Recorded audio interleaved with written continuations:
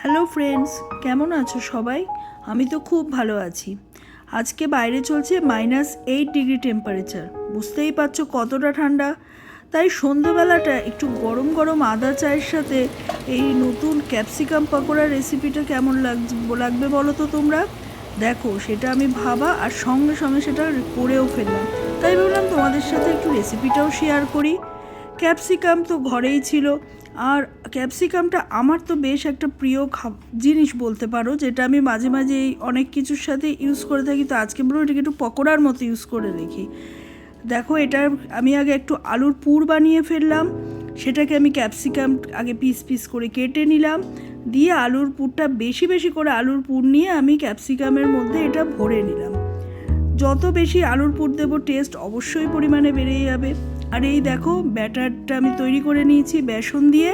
আর এই ব্যাটারটা ভালো করে ব্যাটারের মধ্যে আমি এটা ডুবিয়ে গরম গরম তেলে এটাকে আমি দিয়ে দিলাম। এবার একটা একদম হালকা আছে, এটাকে আমি ভেজে নেব। দেখো, আমার গরম গরম পকোড়া কিন্তু একদম রেডি। তাহলে চলো চটপট করে খেয়ে ফেলি, এবং তোমরা অবশ্যই জানিও এটা কীরম লাগলো, এবং ভালো লাগলে অবশ্যই শেয়ার এবং সাবস্ক্রাইবও করে দিও।